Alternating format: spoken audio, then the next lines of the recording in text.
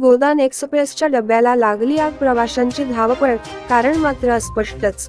Nashik road railway स्थानकातून भुसावळकडे जाणाऱ्या गोदान एक्सप्रेसच्या पार्सल बोगीला आग लागल्याची घटना दुपारच्या सुमारास घडली। रेल्वे गार्डच्या वेळीच लक्षात आल्याने गाडी थांबवून बोगीची आग विझवण्यात आल्यामुळे मोठा अनर्थ टळला। याबाबत सविस्तर वृत्त असे की, मुंबई लोकमान्य टिळक टर्मिनल वरून गोरखपूरला जाणारी गोदान एक्सप्रेस आज दुपारी नेहमीप्रमाणे नाशिक रोड रेल्वे स्थानकात आली।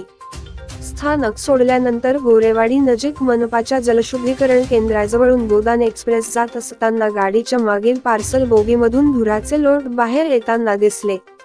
शेजारील बोगीमधील प्रवाशांच्या सदर बाब लक्षात आल्याने त्यांनी आरडाओरडी केली व त्यानंतर गाडीच्या गार्डने तात्काळ गाडी थांबवली। गाडी थांबताच प्रवाशांनी गाडीतून उड्या मारल्या। दरम्यान तात्काळ अग्निशमन दलाला कळविण्यात आले, मात्र रेल्वे गाडी अडचणीच्या ठिकाणी थांबल्याने त्यांना घटनास्थळी पोहोचण्यात खूप कसरत करावी लागली। तोपर्यंत रेल्वे कर्मचारी यांनी फोनच्या सहाय्याने आग विझवण्याचा प्रयत्न केला।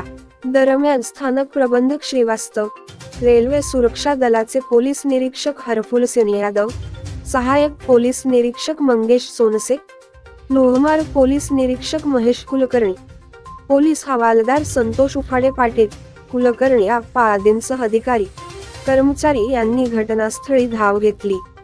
अग्निशमन दल घटनास्थळी पोहोचले, मात्र हाय टेन्शन असलेल्या विद्युत पुरवठा पूर्ववत असल्याने बोगीवर पाणी मारणे शक्य नव्हते। अधिकारी व कर्मचारी यांनी तात्काळ बोगीपासून आगीने बाधित बोगी वेगळे करण्याचा निर्णय घेतला। बोगी वेगळी झाल्यानंतर गोदान एक्सप्रेस पुढील प्रवासाला रवाना झाली। या बाधित बोगीच्या शेजारी सर्वसाधारण बोगी होती, मात्र गाडी स्थानकातून सुटल्याने हळू धावत होती, म्हणून सुदैवाने जीवित हानी झाली नाही। जर गाडी अजून काही किलोमीटर गेली असती तर मोठी दुर्घटना झाली असती। रेल्वेचे वरिष्ठ अधिकारी नाशिककडे रवाना झाले असून या घटनेची उच्च स्तरावर चौकशी होईल असे एका रेल्वे अधिकाऱ्याने सांगितले आहे।